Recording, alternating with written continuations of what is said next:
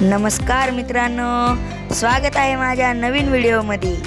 तर श्रावण महिना चालू आहे आणि श्रावण महिना म्हणलं तर कावड यात्रा असतेच ना। तर आम्ही सुद्धा काढली होती काल कावड यात्रा।